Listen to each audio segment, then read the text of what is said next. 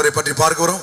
பரிசுத்த ஆவியானவர் சபைக்கு, பரிசுத்த ஆவியானவர் உங்களுக்கும் எனக்கும் எப்படி உதவி புரிகிறார், எப்படி உதவி செய்கிறார் என்பதை பற்றி நாம் இங்கே பார்க்க போகிறோம். ஹல்லேலூயா. ஜெபித்தா விடுதலை உண்டா இல்லையா? நல்லது நடக்குமா நடக்காதா? கர்த்தர் சொல்கிறார், ஜெபத்தை கேட்க கூடாதபடி என் செவி மந்தமாகவில்லை, அந்த ஜெபத்தை கேட்டு கிரியை செய்யக்கூடாதபடிக்கு என் கைகள் குறுகி போகவில்லை. குறுகி போகாத கரத்துக்கு சொந்தக்காரர், மந்தமாகாத செவிக்கு சொந்தக்காரர் நிச்சயமா செய்வார். ஆமென். பாஸ்டர் நீங்க நல்லா ஜெபம் பண்றீங்க பாஸ்டர், நீங்க நல்லா, எனக்கு அந்த மாதிரி வரல pastor. Okay pastor, you don't worry pastor. ஜெபிக்க தெரியாதவங்க யாருன்னா இருக்கிறீங்களா? இங்க ஜெபிக்க தெரியாம யாருன்னா இருக்கிறீங்களா? கை தூங்க, சந்தோஷமா கை தூங்க. ஜெபிக்கவே தெரியாதுங்க எனக்கு யாருன்னா இருக்கிறீங்களா? அருமையான ஒரு வசனம் உண்டு. கர்த்தர் சொல்றாரு, சங்கீதக்காரன் சொல்றான், கர்த்தருடைய வார்த்தை சொல்றான், கூப்பிடுகிற காக்கை குஞ்சுக்கும், சொல்லுங்க, கூப்பிடுகிற காக்கை குஞ்சுக்கும் ஆகாரம் கொடுக்கிறது. ஹல்லேலூயா. கூப்பிடுகிற காக்கை குஞ்சுக்கும். எனக்கு ஜெபமே பண்ண தெரியாதுங்க, எனக்கு ஜெபமே பண்ண தெரியாதுங்க, ஆனா காக்கா மாதிரி கத்துவங்க நான். யாருக்கு அது உண்டா? காக்கா மாதிரி கத்துறவங்க இருக்கிறீங்களா? அவ்வளோ இருக்கிறீங்களா? எனக்கு ஜெபம் பண்ணவே தெரியாது பாஸ்டர், ஆனால் தான் பாஸ்டர் அண்ணா உண்ணா நான் உங்ககிட்ட வந்துடுறேன். இல்லை இல்லை, முழங்கால் போட்டு கொஞ்சம் காக்கா கத்துற மாதிரி கத்துங்க போதும், கொஞ்சம் காக்கா கத்துற மாதிரி கத்துங்க போதும். அவர் உடனே விடுதலை கொடுப்பாராம. கூப்பிடுகிற காக்கை குஞ்சுக்கும். என் நெருக்கத்தில் கத்த நோக்கி கூப்பிட்டேன், அவர் என் சத்தத்தை கேட்டு ஓடோடி வந்து என்னை விசாலத்திலே வைத்தார். கூப்பிட்டது எப்போ? கூப்பிட்டது எப்போ? சொல்லுங்க, கூப்பிட்டது எப்போ? கூப்பிட்டது எப்போ? எத்தனை பேருக்கு விசாலத்துக்கு போகணும்னு ஆசைப்படுறீங்க? விசாலமா இருக்கணையா, எங்க டைட் இருக்கக்கூடாதியா? என்னப்பா 20ஆம் தேதி என்ன ஒரு மாதிரி இருக்கிற, ரொம்ப டைட் ஆகுது, என்ன டைட் ஆகுது? போனா டைட் ஆகுது. அப்ப எதுல போயின்னு அர்த்தம்? நெருக்கத்துல போறாரு. நெருக்கத்துல, இப்ப நெருக்கமான வேலையில கர்த்தர் கைவிட மாட்டாரு. ஆவியா நம்மளை ஜெபிக்க வைக்கிறாரு. ஜெபிக்க நம்ம ஜெபம் பண்ண நெருக்கத்திலே கர்த்தர் நோக்கி கதறி கூப்பிட்டு பாட்டு பாடல, நம்ம நல்லா பாடுவோம் பாத்துங்க, ஆனா உணர்வு இல்லாம பாடுவோம். நெருக்கத்திலே கர்த்தரை நோக்கி கதறி கூப்பிட்டேன், சந்தோஷம் பாடிட்டாரு. ஆனா பிராக்டிகல் லைஃப்ல நெருக்கம் வந்தோட நான் இனிமே ஜெபம் பண்ண மாட்டேன். நெருக்கத்திலே கர்த்தரை நோக்கி கூப்பிட்டு அவர் என் ஜெபத்தை கேட்டு இறங்கி வந்து என்னை விசாலத்திலே வைத்தார். எத்தனை பேருக்கு புரியுது? பாடுகள் நம்மை ஒடுக்கி விடுவதற்கல்ல, பாடுகள் நம்மை முடுக்கி விடுவதற்கு. ஆமென். பிரச்சனை நம்மை அமர பண்ணுவதற்கல்ல, பிரச்சனை நம்மை உயர பண்ணுவதற்கு. ஆமென். ஹல்லேலூயா. எத்தனை பேருக்கு புரியுது? அப்ப ஆவியான உள்ளந்தா ஜெபிக்க வைக்கிறா. எப்போ? பாடுகளான வேளையில, பாடுகளை விட்டு வெளியே வருவதற்காக. எத்தனை பேர் சுவாசிக்கிறீங்க? ஹல்லேலூயா. கஷ்டம் வரும்போது கொஞ்சம் அழுதா நல்லா தான் இருக்கும். கஷ்டம் வரும்போது அழுதுருக்கிறீங்களா? கஷ்டம் வரும்போது அழுதுறீங்களா இல்லையா? நான் கூட அழுவேன். கஷ்டம் வந்தா நான் கூட அழுவேன். அழுத உடனே பார்த்தீங்கன்னா கொஞ்சம் அப்படியே நிம்மதியா இருக்கிற மாதிரி இருக்கும். கொஞ்சம் அது உண்மையான நிம்மதி கிடையாது. அது உண்மையான, அது சும்மா ஒரு போலியான ஒரு நிம்மதி. அந்த அழுகையில பார்த்தீங்கன்னா விடுதலை கிடையாது. அழுகையில, ஆனா அழுகையிலே விடுதலை இல்லை, ஜெபத்திலே விடுதலை இருக்குது. ஆமென். ஹல்லேலூயா. பிரச்சனை வரும்போது அழுதா கொஞ்சம் நல்லா தான் இருக்கும். கண்ணீர் விட்டு அழுதா கொஞ்சம் நல்லா தான் இருக்கும். துக்கத்தை அடக்கி அடக்கி உள்ளே வெம்புறத கொஞ்சம் வாய் விட்டு அழுதுனா கொஞ்சம் நல்லா தான் இருக்கும். வேதனை இறக்கி வச்ச மாதிரி தான் இருக்கும். இல்ல ஒரு சிலர் எப்படி தெரியுமா, என் கஷ்டத்துல அவங்ககிட்ட சொல்லிட்டாங்க, எனக்கு நம்ம நிம்மதியாகிற மாதிரி, என் பாரத்துல என்ன பண்ணேன் இறக்கி வச்சிட்டாங்க, இப்ப எனக்கு நல்லா இருக்கிற மாதிரி இருக்குதுங்க. அது கொஞ்ச நேரம் விடுதலை சந்தோஷத்தை கொடுக்கும். ஆனா அது விடுதலை கொடுக்கவே, பாரத்தை மனுஷங்கிட்ட இறக்கி வைக்கிறத விட கர்த்தர்ட்ட இறக்கி வைங்க. அவர் உங்களை விசாரிக்கிறவர். அவர் உங்களை விசாரிக்கிறவர். உங்கள் கவலைகள் பாரங்கள் எல்லாவற்றையும் அவர் மீது இறக்கி வைத்தார். எத்தனை பேர் இறக்கி வைக்கிறாங்க? எத்தனை பேர் விசுவாசிக்கிறீங்க? ஆகையினால ஆவியானவர் நமக்குள்ளாக இருந்து பிரச்சனையான போராட்டங்களை நாம் துவண்டு விடாமல் எழுந்து நிற்க, கர்த்தருக்காக பெரிய காலம் செய்ய, நம்முடைய வாழ்க்கையை ஆசீர்வாதமாக்கிக் கொள்ள, நம்முடைய வாழ்க்கையை வளமாக்கிக் கொள்ள ஆவியான நம்மை ஜெபிக்க வைக்கிறார். ஹல்லேலூயா. அடுத்ததாக வேற எங்கெல்லாம் ஆவியானவர் செய்றார் பாலாம், வாசிக்கலாம். மத்தேயு சுவிசேஷம் 26வது அதிகாரம் 41வது வசனம். மத்தேயு 26:41 வாசிங்க பாபு. நீங்கள் சோதனைக்கு உட்படாதபடிக்கு விழித்திருந்து ஜெபம் பண்ணுங்கள். போதும். நீங்கள் சோதனைக்கு உட்படாதபடிக்கு பின்னால இருக்கிறவங்க சொல்லுங்க. நீங்கள் சொல்லுங்க. சோதனைக்கு உட்படாதபடிக்கு உங்களுக்கு தான் சொன்னேன். என்ன பண்ணாதீங்க. ஆமா, விழித்திருங்கள், விழித்திருங்கள், விழித்திருங்கள். நீங்கள் சோதனைக்கு உட்படாதபடிக்கு விழித்திருந்து ஜெபம் பண்ணுங்கள். இங்க பாருங்க, ஒரு சிலருக்கு பாத்தீங்கன்னா நம்ம ஆளுங்க வாழ்க்கையே சோதனையா போச்சு. வாழ்க்கைய ஒரு சிலருக்கு வாழ்க்கையே சோதனை, ஒரு சிலருக்கு சோதனையே வாழ்க்கை. சோதனையே வாழ்க்கையில சோதனை இருக்கிறது வேற, சோதனையே வாழ்க்கையா இருக்குது வேற. உண்டா? ஒரே சோதனைங்க, ஒண்ணு மாத்தி ஒண்ணுங்க, இது போனாது அது போனா இது மாத்தி மாத்தி அடிக்குதுங்க. கர்த்தருக்கு ஸ்தோத்திரம். கொஞ்சம் பேசி கீசி நம்ம ஆளுங்களை தட்டி கிட்டி விட்டாலும் சரி பண்ணியாச்சுன்னு நினைக்கிறேன். நல்லா கவனிங்க, ஆவியானவர் எந்த வேளையில ஜெபிக்க வைக்கிறார்? சோதனையான வேளைகளிலே. நல்லா கவனிங்க, சோதனையான சோதனைகளுக்கு தப்பிக்கொள்ள. எதுக்கு தப்பிக்கொள்ள சொல்லுங்க? எதுக்கு தப்பிக்கொள்ள? நல்லா கவனிங்க. உங்களுக்கு உங்க கடந்த காலம் தெரியும். உங்களுக்கு கடந்த காலம் நல்லா தெரியுமா தெரியாதா? தெரியுமா தெரியாதா? கடந்த காலம் தெரியுமா? நேற்று என்ன நடந்துச்சு, முந்தா நேற்று என்ன நடந்துச்சு, 4 நாளைக்கு நினைச்சு, போன வருஷம் போன மாசம். ஒரு சில டைரி எழுதி வச்சிருப்பாங்க. டைரி பற்றி பார்த்தோன்னா கிடுகிடுன்னு சொல்லுவாங்க. போன மாசம் என்ன நடந்துச்சு, போன வருஷம் நடந்துச்சு. சரி, இப்போ என்ன நடந்து அது தெரியுமா? இப்போ என்ன நடந்துக்கணும் தெரியும். அப்புறம் என்ன நடக்க போகுதுன்னு தெரியுமா? வீட்டுக்கு போங்க, இருக்குது உங்களுக்கு கச்சேரி. போங்க, இந்த தெருமான திரும்புறதுக்குள்ள உங்களுக்கு இருக்குது. ஐயோ ஐயோ, இப்படின்னா நான் வந்திருக்க மாட்டேனே. கவனிங்க, சத்துருவாகிய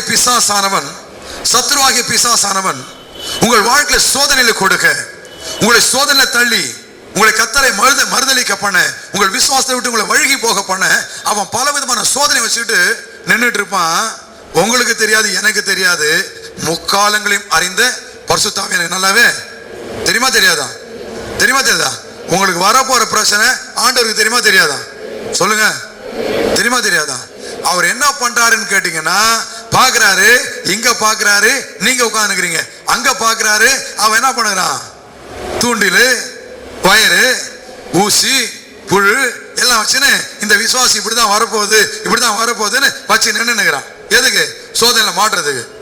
இது ஆவியானவர் பாப்பாரா பார்க்க மாட்டாரா? பார்த்தாரு. இப்ப அங்க சோதனைக்காரனை பார்த்தாரு, இங்க உங்களை பார்த்தாரு. உங்களை பார்த்தானே அவருக்கு தெரிஞ்சு போச்சு அங்க ஏன் சோதனைக்காரன் நிக்கிறான். இந்த விசுவாசிய சோதனை மாட்ட வைக்கிறதுக்காக.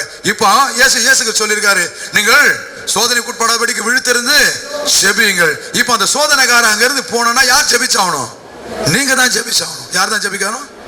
இப்ப ஆவியானவர் என்ன பண்றாரு? உங்கள் கண்களுக்கு மறைவாய் வைக்கப்பட்டிருக்கிற கண்ணிகள், உங்கள் கண்களுக்கு மறைவாய் வைக்கப்படுகிற சோதனைகள், உங்கள் கண்களுக்கு மறைவாய் செய்யப்படுகிற துன்மார்க்கங்கள், உங்கள் கண்களுக்கு மறைவாய் செய்யப்பட்ட தீய காரியங்கள், உங்கள் கண்களுக்கு மறைவாய் செய்யப்பட்ட தவறான ஆலோசனைகள் எல்லாவற்றையும் ஆவியானவர் அறிந்திருக்கிறாம. உங்களுக்கு விரோதமா செய்யப்பட்டு கொண்டிருக்கிற செய்யப்பட போகிற எல்லா காரியத்தையும் ஆவியானவர் அறிந்திருக்கிறாராம. உங்களுக்கு வரப்போற சோதனை எல்லாம் அவருக்கு தெரியும். அறிந்தவர் சும்மா இருக்கவில்லை, உங்களை ஜெபிக்க, உங்களை என்ன பண்ண வைக்கிறாரு? ஜெபிக்க. நீங்க ஜெபிக்க ஜெபிக்க ஜெபிக்க, நீங்க கர்த்தர் நோக்கி ஜெபிக்க ஜெபிக்க ஜெபிக்க, ஒவ்வொரு சோதனை டமால் டமால் உடைஞ்சு போயிடும். இப்போ நீங்க இங்க உங்களை அங்க சோதனைக்காரனை பார்த்தாரு, இங்க உங்களை பார்த்தாரு. உங்களை பார்த்து ஆவியானவர் உங்களை என்ன பண்ண? நல்லா ஜெபிக்க. உங்களை என்ன பண்ண? நல்லா ஆமென், நல்லா ஜெபிச்சிங்களா? நல்லா துதிச்சிங்களா?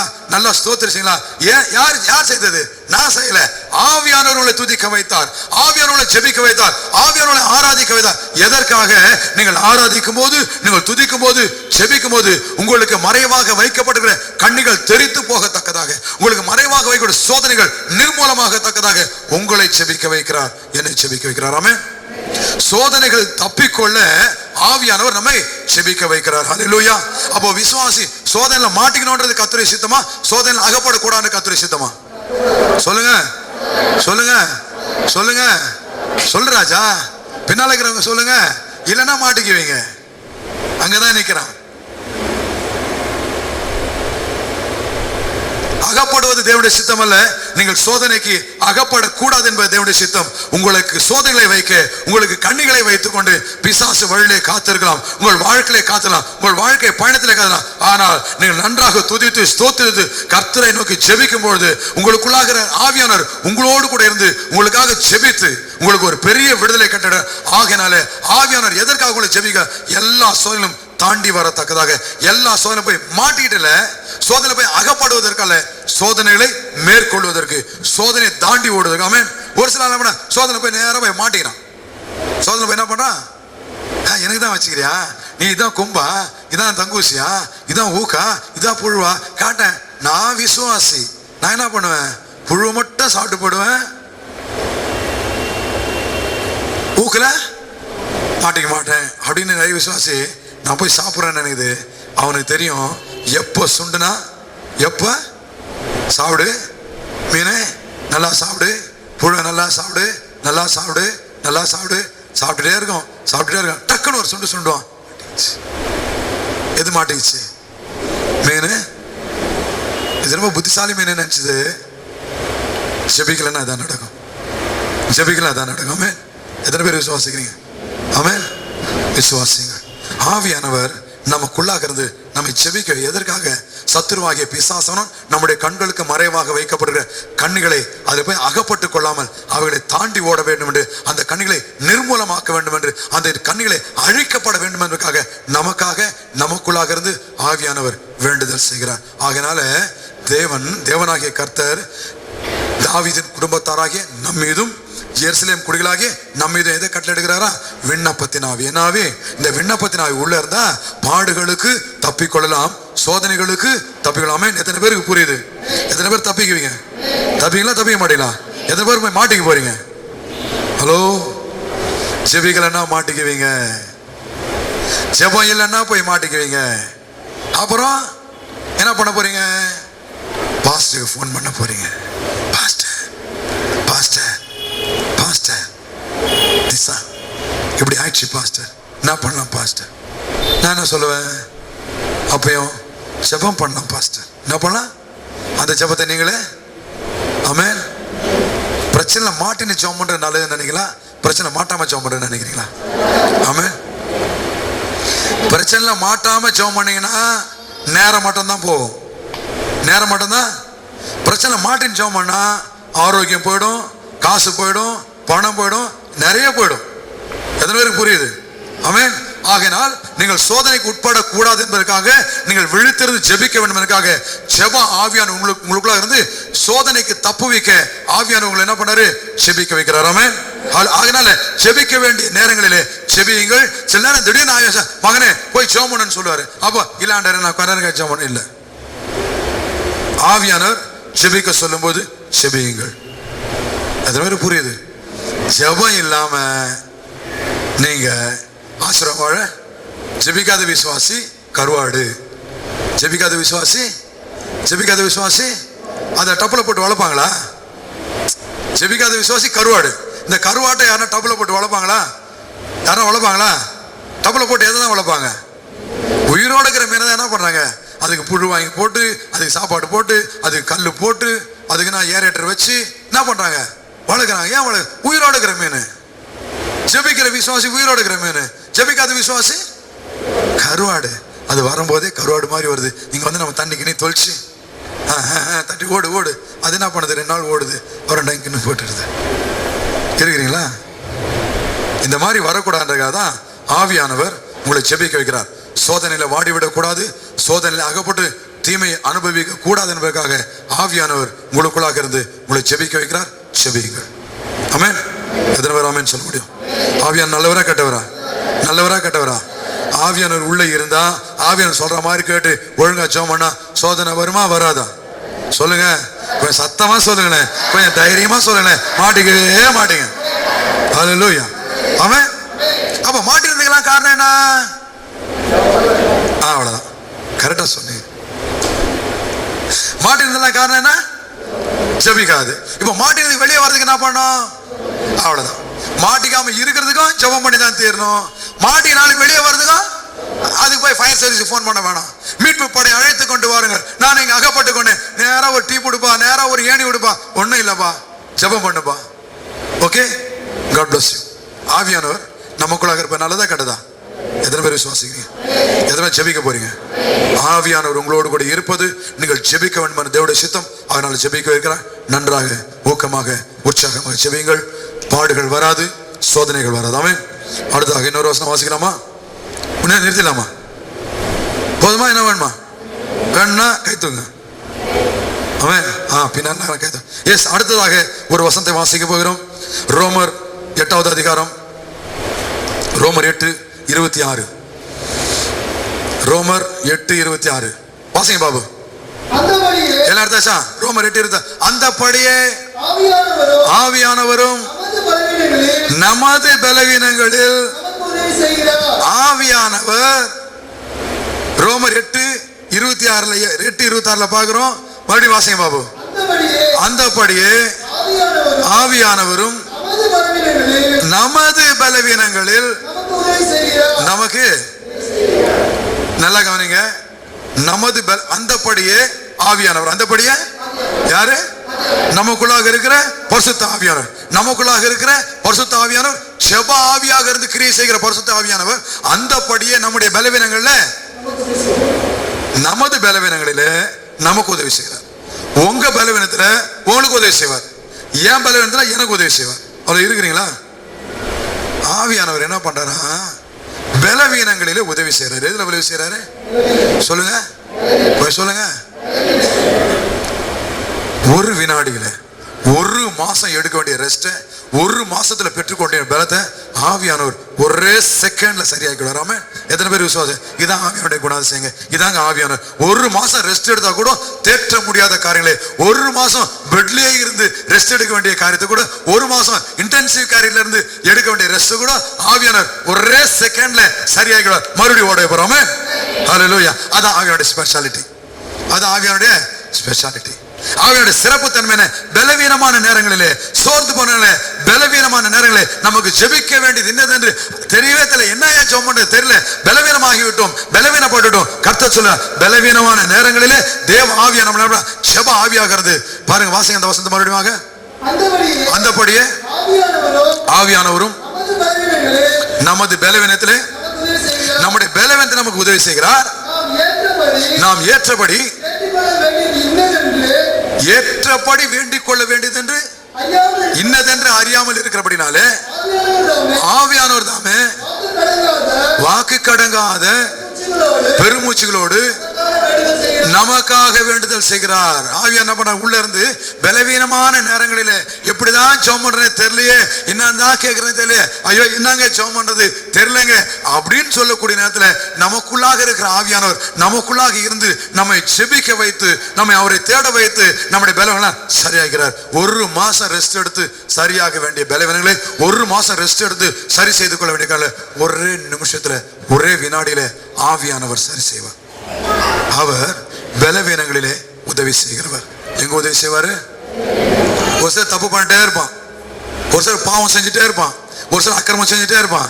கேட்டா இது என் பலவீனங்க, குடிக்காதனாக இல்ல நான் தெரியாம செஞ்சுட்டேன், இதை செய்யாத செஞ்சுட்டேன்னு கேட்டா சொல்லுவான் இது என் பலவீனங்க. இது ஏன் பலவீனமுள்ள விசுவாசியே, பலவீனமுள்ள விசுவாசியே, பலவீனத்தை காரணம் காமிக்காதீங்க. பலவீனத்தில் கர்த்தரை நோக்கி செபிக்க ஆவியானவர் உங்களுக்குள்ளாக இருக்கிறார். இந்த பலவீனத்தை பலமாக மாற்ற வராம உங்கள் பலவீனங்கள் எல்லாவற்றையும் பலமாக மாற்ற ஆவியானவர் உங்களோடு கூட இருக்கிறார். எல்லாவற்றையும் சரி செய்ய முடியுமா முடியாதா? எத்தனை பேர் விசுவாசிக்கிறேன்? அப்ப பாருங்க, அடுத்தா பாக்குறோம். ஆவியான பலவீனமான நேரங்களிலே, நாம் பலவீனப்படுகிற நேரங்களிலே எப்படி ஜெபிக்கிறோம் தெரியாதபடினால, எப்படி வேண்டிக் கொள்ள அறியாமல் இருக்கிற ஆவியான் நமக்கு உதவி செய்கிறார். ஆமென். எத்தனை பேருக்கு புரியுது? ஆவியானவர் ஜெப ஆவியாக இருந்து பாடுகள் நிறைந்த வேளையில செபித்து பாடுகளை மேற்கொள்ள வைக்கிறார். அது மாத்திரமல்ல, சோதனைகளுக்கு தப்புவிக்க நமக்குள்ளாக இருந்து ஜெபிக்கிறார். மாத்திரமல்ல, பலவீனங்களிலே பலன் கொள்வதற்காக பலவீனங்கள் நம்மை ஆழ்த்தி படுக்க வைத்து விடாதபடிக்கு பலவீனங்களை புதிய பலனை பெற்றுக்கொள்ள ஆவியானவர் நமக்கு பலவீனத்தை மேற்கொள்ள நமக்காக உள்ளே இருந்து ஜெபிக்கிறார். ஆமே. எத்தனை பேர் விசுவாசிக்கிறீங்க? ஆமா. பலவீனப்படும் போது கவலைப்படாதீங்க, பலவீனப்படும் போது சோர்ந்து போகாதீங்க. ஏன் தெரியுமா? உங்களுக்குள்ளாக எனக்குள்ளாக இருக்கிற ஆவியானவர் பலவீனம் வரும்போது நமக்கு ஜெபிக்க வேண்டியது என்னதென்று தெரியாம இருக்கிற நமக்குள்ளாக இருந்து அவர் வாக்கு கடங்காத பெருமூச்சலோடு, வாக்கு கடங்கா எப்படி ஜெபிக்கணும் தெரியலங்க, இதுக்கு நான் எப்படிங்க ஜெபம் பண்றது? என்கிட்ட நிறைய பேர் கேட்பாங்க, பாஸ்டர் இந்த காரியத்துக்காக எப்படி ஜெபம் பண்றது, எப்படி ஜெபம் பண்றது? எனக்கு தெரியாது, ஆவியானவருக்கு தெரியும். நமக்குள்ளாக இருந்து வாக்கு கடங்காத பெருமூச்சலோடு நமக்காக விண்ணப்பம் பண்ணுவார். ஹல்லேலூயா. எத்தனை பேருக்கு புரியுது? அப்ப ஆவியானவர் மூன்றாவதாக செய்ய நிறைய சொல்லலாம். மூன்றாவதாக நம்ம குறிப்பிட்ட காரியங்களை பார்க்கிறோம். மூன்றாவதாக அவர் செய்கிற காரியம் என்ன? அவர் நம்முடைய பலவீனங்களை எப்படி ஜெபிப்பது தெரியாமல் இருக்கிறபடினால அவர் நம்ம என்ன பண்ண வைக்கிறாரு? ஜெபிக்க வைக்கிறார். அப்போ பலவீனம் நம்மை மேற்கொள்ளுமா, நாம் பலவீனத்தை மேற்கொள்ளுமா? நாம் பலவீனத்தை, ஹல்லேலூயா, எத்தனை பேர் வாழ்க்கையில் பலவீனம் வரும்? ஆமென். வந்தா என்ன பண்ண போறோம்? நாம் மேற்கொள்ள போறோம். ஆமென். பலவீனம் நம்மை மேற்கொள்ள போகுது. எத்தனை பேர் விசுவாசிக்கிறீங்க? ஹல்லேலூயா. எத்தனை பேர் விசுவாசிங்க? பலவீனம் என்னை மேற்கொள்ள போகுது? இல்லை, நான் பலவீனத்தை மேற்கொள்ள போகிறேன். ஆமென். ஹல்லேலூயா. எத்தனை பேருக்கு தெரியுது? எத்தனை பேர் ஆவியானவர் உங்களுக்கு இருக்கிறாரா? இருந்தா நீங்க பலவீனத்தை மேற்கொள்வீங்க. ஆமென். பலவீனத்தை மேற்கொள்ளணுமா? காலைல ஏஞ்சும் போது டயர்டா இருக்குது. காலைல ஏஞ்சும் போது ஜெபிக்கலாமா தூங்கலாமா? உடம்பு டயர்டா இருக்குது. நீங்க ஜெபிக்க உட்கார்ந்துட்டீங்க அப்படின்னு சொன்னா, ஜெபிக்க அப்படின்னா நீங்க பலவீனத்தை ஜெயிச்சிட்டீங்கன்னு அர்த்தம். பலவீனத்தை நீங்க இல்ல, நீங்க படுத்துட்டீங்கன்னாக்கா பலவீனம் உங்களை ஜெயிச்சிச்சுன்னு அர்த்தம். எத்தனை பேருக்கு புரியுது? உடம்பு டயர்டா இருக்கு, நீ சர்ச்சைக்கு போலாமா வேணாமா? டயர்டா இருக்குது, சர்ச்சைக்கு போலன்னா பலவீனம் உங்களை மேற்கொண்டு விட்டுன்னு அர்த்தம். பலவீனம் இருந்தா கூட பரவாயில்ல, நான் போவேன் அப்படின்னாக்கா பலவீனத்தை நீங்கள் மேற்கொண்டிருக்கீங்கன்னு அர்த்தம். எத்தனை பேருக்கு புரியுது? ஆவியானவர் நீங்கள் உங்கள் பலவீனங்களை மேற்கொள்வதற்காக உங்களுக்குள்ளாக இருக்கிறார். பிரச்சனை வந்துச்சு, நான் இனிமே ஆண்டை தேட போறல. பிரச்சனை வந்துச்சு, நான் இனிமே ஜெபம் பண்ண போறல. பிரச்சனை வந்துச்சு, என்னால முடியல. பிரச்சனை வந்துச்சு, பிரச்சனைக்கு நீங்க வளைஞ்சு கொடுத்துட்டீங்கன்னா, உங்களுக்கு வந்து பிரச்சனைக்கு நீங்க வளைஞ்சு கொடுத்துட்டீங்கன்னா பிரச்சனை உங்களை ஜெயிச்சிருச்சுன்னு அர்த்தம். நீங்க வளைஞ்சு கொடுக்கல, அதை செஞ்சிட்டீங்க, இருந்தாலும் பரவாயில்ல, இப்படி இருந்தாலும் பரவாயில்ல, அப்படி இருந்தாலும் நான் செய்யத்தான் போறேன் அப்படின்னா நீங்க ஜெயிச்சிட்டீங்க, பிரச்சனை தோத்துருச்சு. எத்தனை பேர் புரியுது? பலவீனத்துல பலன் கொள்ள ஆவியானவர் உங்களுக்குள்ளாக எனக்குள்ளாக இருந்து செபிக்கிறார். அவர் விண்ணப்பத்தின் ஆவியானவர். ஆமென். எத்தனை பேர் விசுவாசிக்கிறீங்க? அந்த ஆவியானவர் உங்களுக்குள்ள இருக்கிறாரா? அந்த ஆவியானவர் உங்களுக்குள்ள இருக்கிறாரா? சொல்லுங்க. இந்த பரிசுத்த ஆவியானவர், இந்த ஜெப ஆவியானவர் எனக்குள்ளாக இருக்கிறார். ஆகையினாலே பலவீனங்களிலே நான் பலன் கொள்வேன், பலவீனங்களை நான் ஜெயிப்பேன். ஹல்லேலூயா. எத்தனை பேர் ஜெயிக்க போறீங்க? ஆமென். கர்த்தர் உதவி செய்வாரா? நிச்சயமாக.